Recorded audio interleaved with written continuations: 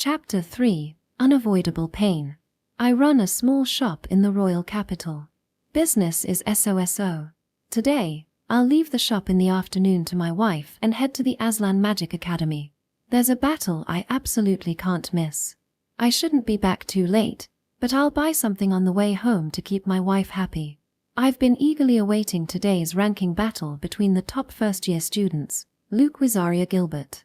As someone who's been watching Aslan's ranking battles for a long time, I know this year's first years are no joke. The first match I saw was the battle between the Azure Beast and the Ice Empress. Honestly, I didn't have that high of expectations, since I'm used to seeing the flashy magic battles of the upperclassmen. But when it actually started, it was shocking. I can still vividly remember how that pure, overwhelming flame transformed into the heat of the arena. And then the Ice Empress froze everything, including that flame. I was trembling. Words can't even begin to describe how incredible it was. So then, what about the top first year? A little later, there was a ranking battle that excited the audience. The debut victory of the Little Thunder God and the birth of the hero. I ended up hoarsely cheering for both of them. But that's precisely why I had to see this. I'm so curious about what kind of person the top of these amazing individuals is. I want to see as soon as possible. My anticipation just kept growing day by day. But it still wasn't being held for the longest time. Why was no one challenging him? With a group of such incredible abilities, why? That answer will become clear today. I entered the arena through the spectator entrance and climbed the stairs, and even though I came quite early, most of the seats were already filled. I looked around and found the best available spot to sit down. Oh, so you came to watch too. Of course you wouldn't want to miss this. I was called out to from beside me. It was a familiar face. It's Mr. Butcho, isn't it? Butcho, the owner of a small bar in town. We've become good friends through our shared love of ranking battles. We chatted for a bit to pass the time. It's only natural that fans of ranking battles like us would have plenty to talk about. And then, alright, we will now begin the ranking battle between 72nd rank, Ppon Levi Dean Milestia, and 81st rank, Luke Wizaria Gilbert. The lackluster announcement echoed through. While I felt the announcer was lackluster, my own excitement had reached its peak. The other spectators seemed the same, as the arena was filled with thunderous cheers. It's finally happening. Yeah, finally. The two entered the arena, and seeing them, the audience's anticipation and energy only continued to rise. So that's when I first saw the boy named Luke. Suddenly, for some reason, I was overcome by a conviction-like feeling. That he is evil. I had an astonishingly clear sense that he is absolutely not good. Begin. But once the match started, such thoughts became instantly irrelevant. Faced with that absurdly irrational magic, I was left speechless. What on earth is that? What the hell is that? When I was a child, I once encountered a dragon. Later, I learned it was just a newly born hatchling, but the primal fear that made my entire body feel like my blood was flowing backwards is still vividly etched in my memory. I was forcibly made to understand that there was an unbridgeable gap in our levels as living beings, and that I could only wait for death. It took years for me to recover from that nightmare. If a passing adventurer hadn't saved my life, I wouldn't be here now. I don't know why, but I was filled with an extremely intense emotion, akin to that experience. But it wasn't fear, it was a feverish exhilaration. To the point that I even forgot to breathe. This battle was so incredible. Ahahaha. Hearing that wicked laughter, I thought, here's the Demon King. The embodiment of evil from the Bard's Tales. The king who rules the demons and plunges the world into terror with his immense power. I don't know if such a being really exists. But if it does, I'm convinced this is exactly what it would be like. I don't care about supporting anyone anymore. I just want to see what happens to this boy. I can't help but want to see it. Before I knew it, everyone in the arena had stood up, giving thunderous applause. Section. Occasionally I received terrifyingly thick letters from my parents, or remittances that are more than enough for a month's expenses. After a couple months, various problems start to surface. But you get used to it, one way or another. In my case, Most problems are not even considered problems. Things that would trouble a normal person are trivial to me. Also it should be, but my stomach is still in knots. And right now. What? The prince? Yes, that's right. The one you defeated yesterday was the second prince of this country.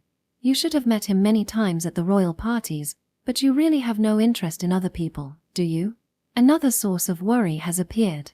I can't talk back to Alice, who walks beside me as if it's the most natural thing. It's a fact that I simply can't remember people I didn't care about. But still, that, Shota, being the second prince, when he looks like he's older than me. Well, it's not surprising if he's enrolled here. As a member of the royal family, he's bound to be skilled in magic. Come to think of it, I think his name had Miles Tier in it. Sigh. I have a bad feeling about this. Part of me hopes nothing will happen, but another part of me has already resigned myself to the fact that some troublesome thing will inevitably occur. IIT's okay, Luke. Yeah. Why am I the one giving up? It's because the presence of Mia, who also walks beside me, is tremendously significant. In the past 2 months, Mia has completed the Armor of Lightning Healing. Its proficiency is still low, but it's impressive for such a short period. And she defeated a female student named Lily, who is always clinging to Abel, in a ranking battle. Now she's burning with the desire for revenge against Lloyd. Mia is my pawn. This is a pleasing thing. However, I thought, right now, I don't need something like a pawn. The trigger was Alice's brother, the unpleasant man named Yorland. In reality, I'll probably need such loyal followers in the future, but not right now. There are too many other things I should be spending my time on. Because of my direct guidance, Mia has gained great power and victories. It's safe to say that she has distanced herself from the fear of defeat. Therefore, I told Mia that she no longer needs to be a pawn. The result? A huge cry. Even Alice, who is usually so composed, was at a loss for words. When I told her in the school building, all the teachers and students who were there gathered, causing a small panic, I really don't understand the meaning of this. It's true that I exploited her weakened heart. But I didn't particularly treat her kindly. In fact, I was quite rough. And the time period wasn't that significant. Yet, why did this happen? This has me completely at a loss for the cause. I glanced sideways at Mia. Somehow, her eyes seemed to be darkly clouded, but is that just my imagination? Alice, who initially confronted me, has now become silent. It's terrifying how the three of us being together has become the norm, but it's not all bad. This is something I learned from a letter from my father, but apparently, there is a big event called the Sword Saint Festival, happening in the neighboring empire this summer. Skilled warriors from various countries will gather to determine the ultimate champion. It was probably Alfred who told my father about this, but it's truly wonderful. I definitely want to participate. I'll somehow get it confirmed with my homeroom teacher, Freya. However, Freya's strange behavior that day still won't leave my mind. Given her usually strict personality, it's deeply engraved in my memory. Why did she need to hide in the locker? It's just completely nonsensical.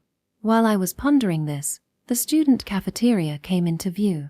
I entered, took some random food, and sat at a random seat. Despite this being such a simple action, the surrounding gazes are annoying. It would be a lie to say it wasn't like this before. My dark attribute manifestation was known even before I enrolled. But perhaps due to yesterday's ranking battle, the gazes feel even stronger today. Well, the insignificant masses don't matter to me at all. Oh, Luke, let's eat together. As I was about to start my meal, a voice spoke. It was Abel and Lily.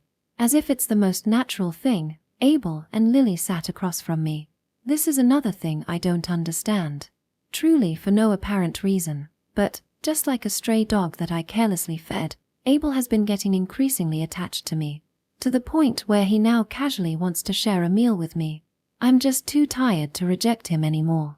Why, what on earth did I do to make him this way? I saw the ranking battle yesterday. Is that so? Yeah, it was really amazing. I'll have to work hard too. Mia, I'll definitely get my revenge, so just watch. Anytime. Acting so arrogant. this unsightly squabble between the bottom feeders. What did you say? Noisy. My surroundings are gradually becoming more and more chaotic. Damn, is there really something even I can't handle? Don't mess with me, that's bullshit. No. There's no way. I'm just tired, so I'll graciously accept it. Hey, Luke. That. At that moment, Alice whispered in my ear while gesturing with her eyes. Looking over, I see a student approaching us. I instantly understood who it was, and a deep sorrow, like the ocean, spread through my heart. The one walking towards us is Shota Prince, Ppon. Stop, don't drag me into more trouble. Wait, it's too soon to make assumptions. There's a chance he's here for something else. Luke Kuan. I didn't see him. I knew it. I'm blessed with the talent of getting caught up in trouble. I humbly request a favor of you. I refuse. What? But. He's surprisingly sensitive. He looks utterly dejected. But, I can't give up here. Please, at least hear me out. He has a strangely resolute look. He doesn't seem like he'll back down. Plus, this bizarre scene is bound to draw attention. I wanted to end this situation as quickly as possible.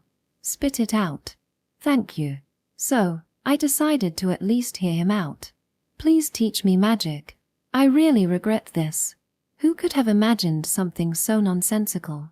If I couldn't do it, it's impossible for anyone.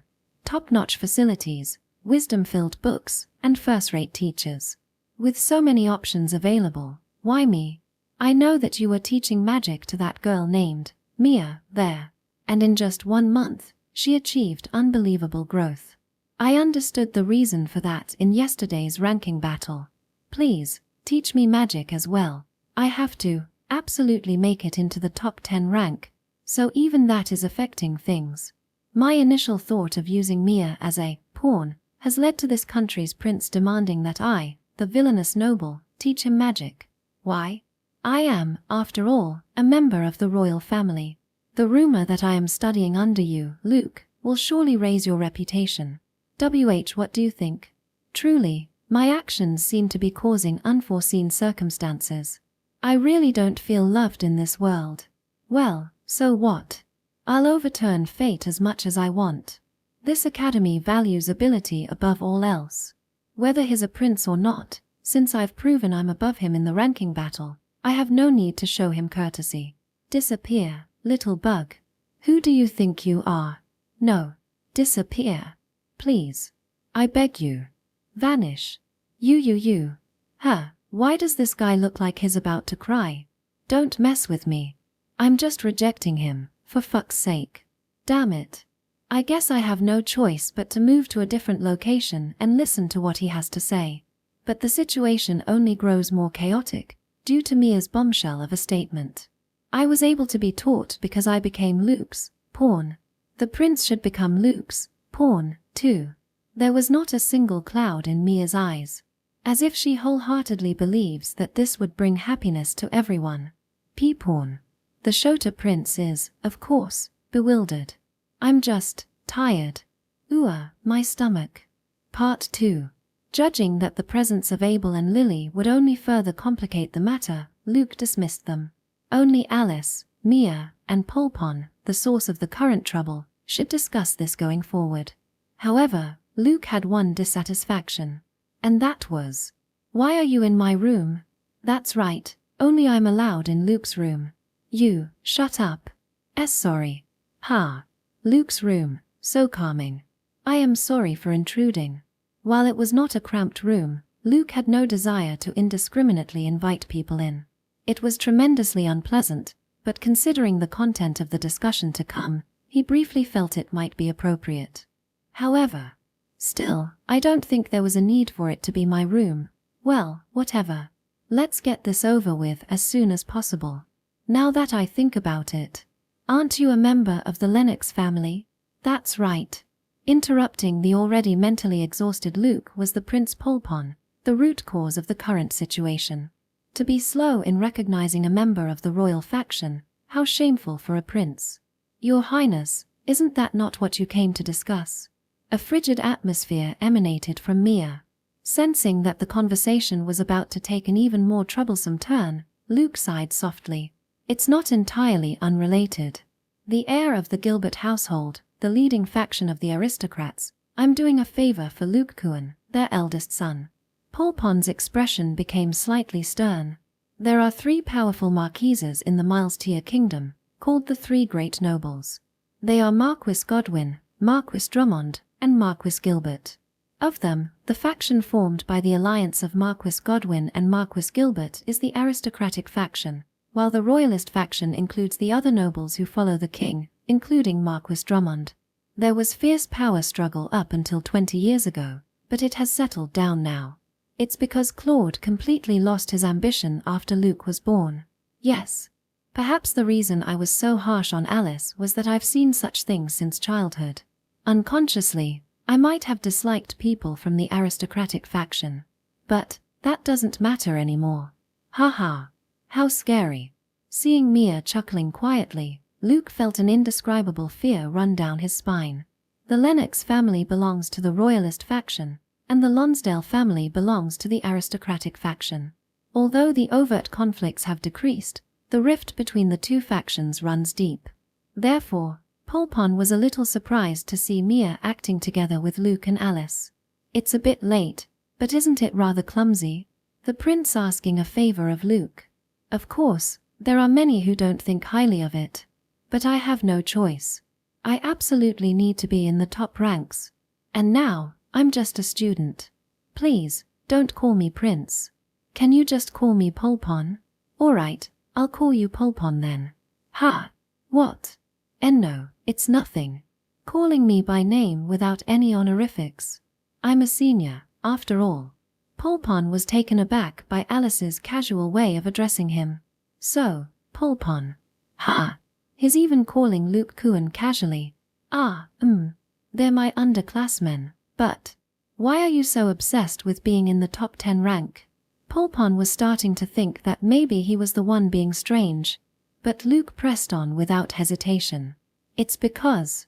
Ppon hesitated a bit, but still looked directly at Luke as he spoke clearly. It's because my father, the king, is incompetent.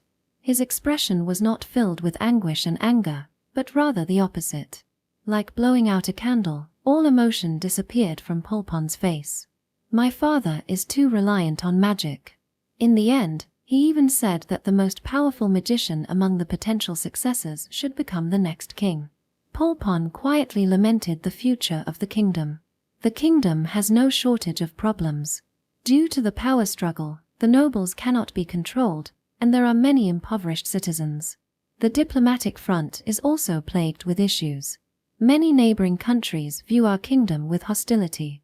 While we seem to have a friendly relationship with the neighboring empire, it's nothing more than a castle built on sand, with our national power speaking volumes. And the state of our magical technology is truly critical. They should be aware of how far behind we are, but they dismiss it because of our superior magical abilities. The issues he rapidly listed were the festering wounds of the kingdom. Relying on their overwhelming magical power, the problems that should have been addressed had been overlooked for years. I want to change this country. To do that, I need to become a better magician than my brother and become the king. But in my current state, I'm far behind my brother. I can't let that person who doesn't care about the people inherit the throne. So, I humbly ask you. Saying that, Ppon bowed his head.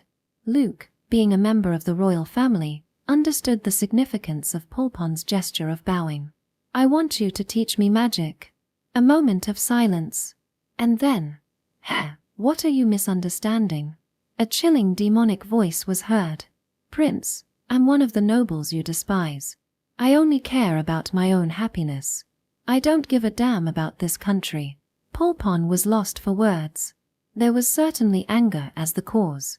Luke's words were tantamount to abandoning his duties as a noble. It's only natural that Ppon, who cares about the country, would feel anger. But no, that's not the real reason he lost his words. It was because he was overwhelmed by the inexplicable presence that Luke was exuding. If improving this country is necessary for my own happiness, then I'll do it. But in the current state, I don't think so. Why? You must understand what I've been saying, right? Ah, I do understand. But I believe that the magical power of this country is far more overwhelming than you think. Don't worry, I'll govern my domain perfectly. I can't stand being considered inferior to other lords. Luke had not a shred of patriotism. He had no intention of investing his time to make the country better or to make Ppon the king. And above all, Luke was certain that this entire situation should never have occurred in the first place. This matter should have sought Abel's aid in some form, shouldn't it? The rightful course would be for Abel and the two of them to overcome various hardships together, ultimately leading to Ppon becoming king, one way or another. No, that is undoubtedly how it should be. Yes, unthinkable. The very situation of Ppon, the second prince of this kingdom, bowing his head to Luke, an aristocratic villain, it was utterly bizarre. Just what madness led to this circumstance? In the proper narrative, an event where Abel would duel with Pppon's brother was supposed to happen. If Abel won, Ppon would become king. If Abel lost, both would be expelled through a magical contract they made to fight. However, that did not come to pass. Ppon witnessed firsthand the overwhelming growth Mia achieved in a short time under Luke's tutelage. Moreover, having fought her directly, he felt the weight of her tremendous power. And thus, everything went awry. Well then, that's enough. You're an eyesore, so begone already. Pppon's qualities as a king were exceptionally high. If Ppon had become king, and the powerful nobles united their efforts for the sake of this country, the Milestia kingdom would undoubtedly become far more splendid than it is now. However, no matter how capable, he was still only 16 years old. In his youthfulness, he may act on passing emotions and make the wrong decisions at times. I was able to learn because I became Luke's pawn. Prince, you should become Luke's pawn, too. As he was about to give up, Ppon recalled Mia's words. At this point, that was the only thing left for him to cling to. If I become your pawn, would you lend me your aid? Ha! Ppon was in a hurry.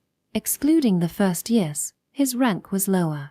Facing this reality where the gap with his magically gifted brother only widened further, an unshakable sense of anxiety took hold.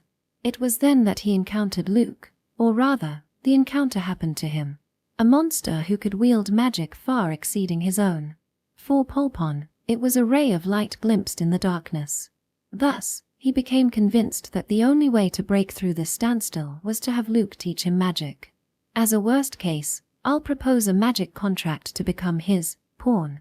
I don't think Luke is fundamentally evil. There is a risk of becoming a puppet king. But if that's the case, then my eyes were already useless. The condition of prioritizing Luke's happiness is enough to open that path. It's far better than being unable to do anything as a non-king. Ppon made his decision. Had he been a bit more level-headed, he might have realized it was not the correct choice.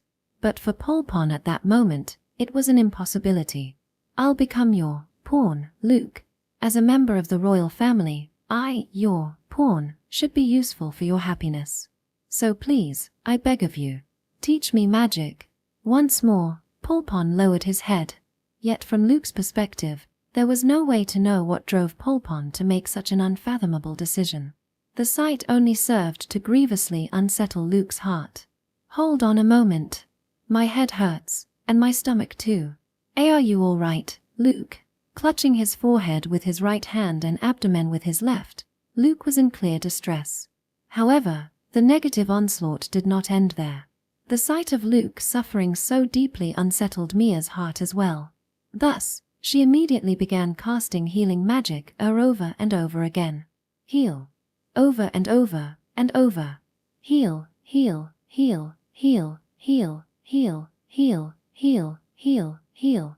Wait, that's enough. Oh, okay. You overdid it. Even after receiving Mia's excessive healing magic, Luke's spirit could not be soothed. Part 3. Ashwolf's Claw Marks. The A-rank adventurer party consisting of the leader and swordsman, Zack, heavy warrior, Jippel, rogue, Sufusesa, and archer, Kaigan. No, they were no mere adventurer party. They were currently the A-rank adventurer party closest to S-rank in the kingdom. What an ironic tale, truly. Zack had once faltered upon his fateful encounter with the monster chosen by fate itself. However, owing to Alfred's efforts, he was able to recover and decided to continue adventuring a while longer. Previously, Zack would charge recklessly ahead while the others provided support. That was their style. But Zack had come to know his own limits. Thus, ever since his defeat by Luke, he began fighting in coordinated unison with his party members. As a result, they had become an even more formidable party than before. Accurately grasping the situation and deftly issuing instructions to guide those around him was a skill Zack excelled at. Perhaps not the talent he had wished for himself. Yet he had undoubtedly broken through the wall he had thought was a dead end and paved a new path forward. "Ha! You going somewhere, Zack?" "Just heading to the tavern for a bit. Greet some folks while I'm at it." "Oh, sounds good to me. Save me a drink, I'll join you later." "Got it." They were currently visiting the royal capital. After leaving his belongings at the inn and changing clothes, Zack made his way to the tavern. In his experience, taverns were ideal for fostering new connections in unfamiliar locales. Having operated primarily out of Gilbadia up until now, it had been quite some time since he last visited the royal capital. Zack wondered about the area he vaguely recalled, and soon a modest tavern came into view. Its old, weathered doors exuded an unpretentious, comfortable atmosphere far preferable to contrived luxury. Deciding this would be his spot for today, Zack entered. "Gwahaha. I can't wait for the next round." "Indeed, sir. Perhaps a tad early for drinking hours, or maybe due to the tavern's lack of popularity, only 3 customers were present. One man was engaged in lively conversation with the innkeeper while savoring his drink at the counter, while 2 others a short distance away were having some light snacks. What should I do? You've been saying that all this time. Pull yourself together." "But I just can't forget that night." "Coward. Spineless. Faint-hearted. Aren't those all the same thing?" The 2 men having snacks and drinks while making small talk had their heads wrapped in peculiar cloth, likely what is called a turban. While odd, an air of melancholy hung about them that made it somewhat difficult to approach. "Oh, welcome. Haven't seen your face before." At that opportune moment, the innkeeper's greeting naturally drew Zack towards the counter. "Thanks, innkeep. Actually just got to the capital today. I'm Zack, an adventurer. Pleased to meet you. And I'll have an ale." "You got it." With practiced motions, the wooden mug was filled from the cask and rather unceremoniously placed on the counter. "I'm Butcho. And this guy here runs a market store, Kolko. Good to meet ya." "A pleasure to meet you, Zack." "Likewise." Zack took a hearty gulp of the ale. Hits the spot. "Haha, a fine drinker, I see. So Zack, what brings you all the way to the capital?" "Course, no need to answer if you don't want to." "Nah, it's fine. Actually, I got an invitation from Aslan Magic Academy. I'll be a special lecturer there starting this summer." What? That's amazing, isn't it?" "Nah, it's not that big of a deal. The original person scheduled for it had some issues, so I'm just filling in for them. But that's still impressive. Forgive my ignorance, but are you a famous adventurer?" Nah, I'm really not that special. I'm just a humble adventurer based in Gilbadia." He was not being humble for the sake of it. For Zack, those were heartfelt words. He knew there were true monsters in this world. An image of a young boy with a condescending gaze flashed in his mind. "Since you're from Gilbadia, do you know Luke?" Buff. The moment Zack heard that name, he spat out his ale. "Why, did you bring up that name?" "Well, I guess I do know him, but..." "Oh, so you do know him. I've always been curious about how powerful a mage he is." "Ha! What are you talking about? Luke is an amazing swordsman, isn't he?" "Ha! What are you talking about? Luke is an amazing mage, you know?" Chem. They seemed to be talking about the same person, but Zack was starting to have doubts. As he was pondering this, he felt a tug on his sleeve. "I'd like to hear about that talk as well." Turning around, he saw a small girl wearing a turban, and another tall man, also wearing a turban, who hurriedly bowed. "Sorry about that sudden interruption." This one here doesn't really know proper manners. He always ends up troubling people like this. Ah, well, I was a bit surprised, but it's fine. You two want to join us for a drink? Oh, is that okay? Thank you very much. The small tavern was rather empty, but surprisingly lively. The conversation there was full of surprises for Zack.